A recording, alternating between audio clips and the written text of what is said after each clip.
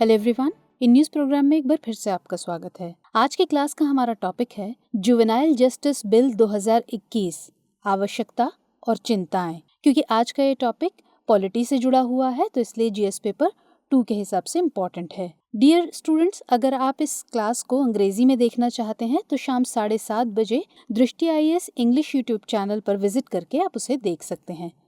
इस पूरी खबर के दौरान हम जिन मुद्दों पर बात करेंगे उनको देख लेते हैं। तो पहले खबर को विस्तार से समझेंगे, उसके बाद किशोर न्याय, बालकों की देखभाल और संरक्षण अधिनियम 2015 पर बात करेंगे और फिर विधेयक 2021 और उसकी आवश्यकता पर चर्चा करेंगे। इसी के संदर्भ में बाल कल्याण समितियों और उनकी निगरानी पर बात करेंगे और इससे संबंधित क्या चिंताएं और चुनौतियां उभर कर आ रही हैं उन पर बात करेंगे और फिर एक निष्कर्ष देखेंगे।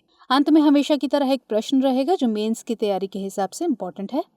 चलिए अब खबर को विस्तार से समझते हैं। हाल ही में किशोर न्याय, बच्चों की देखभाल और संरक्षण संशोधन विधेयक यानी juvenile justice care and protection of children amendment bill 2021 Rajya Sabha में पारित किया गया। यह विधेयक किशोर न्याय अधिनियम यानी जुवेनाइल जस्टिस एक्ट 2015 में संशोधन करेगा। इससे पूर्व यह विधेयक इस वर्ष मार्च में बजट सत्र के दौरान लोकसभा में पेश किया गया था, जहां इसे दोनों पक्षों द्वारा समर्थन प्राप्त हुआ था। इस विधेयक को समझें इससे पहले इस 2015 के अधिनियम को समझना जरूरी है। यह अधिनियम बच्चों के हितों व बाल संरक्षण व्यवस्था को मजबूत बनाने के उपायों को सुनिश्चित करता है। इस अधिनियम के जरिए किशोर अपराध कानून और किशोर न्याय, बच्चों की देखभाल और संरक्षण अधिनियम 2000 को संशोधित किया गया था।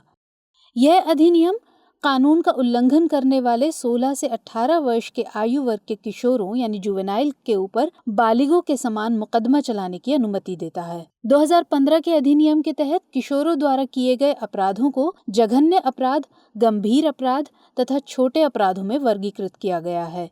गंभीर अपराधों में 3 से 7 साल की कैद वाले अपराधों को शामिल किया गया है। Juvenile justice care and protection of children act 2015 के अनुसार 7 वर्ष से अधिक कारावास की सजा वाले बच्चों के खिलाफ बाल न्यायालय में, जबकि 7 वर्ष से कम कारावास की सजा वाले अपराधों की सुनवाई न्यायिक मजिस्ट्रेट द्वारा की जाएगी। यह अधिनियम अनाथ तथा परित्यक्त आदि बच्चों के गोद लेने की प्रक्रिया को भी सुव्यवस्थित बनाता है। इसके अलावा गोद लेने से संबंधित मामलों के लिए केंद्रीय दत्तक ग्रहण संसाधन प्राधिकरण यानी central adoption resource authority CARA को वैधानिक निकाय का दर्जा देता है। CARA भारतीय बच्चों को गोद लेने के लिए एक नोडल एजेंसी के रूप में कार्य करता है।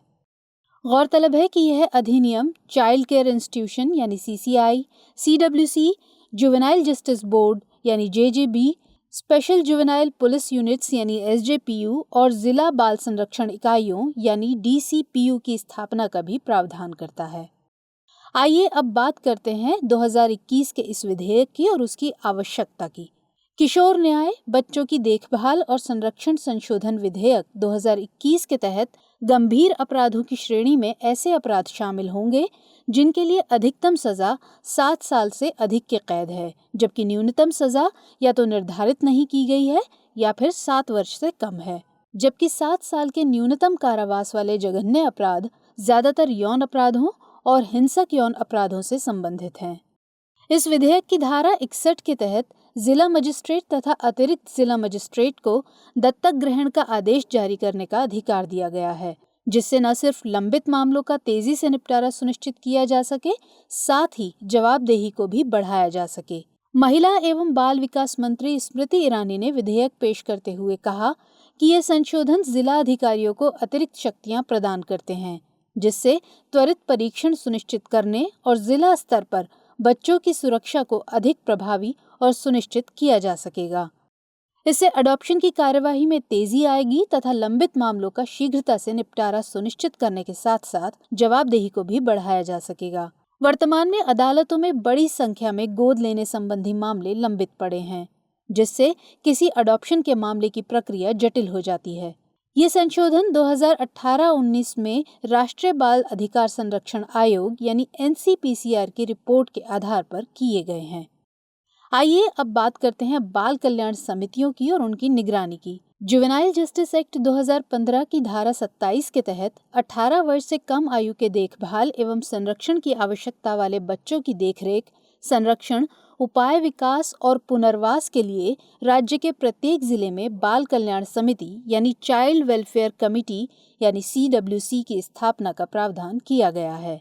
CWC को जिलों में अपनी गतिविधियों के संदर्भ में जिला अधिकारी को नियमित रूप से रिपोर्ट करनी होगी।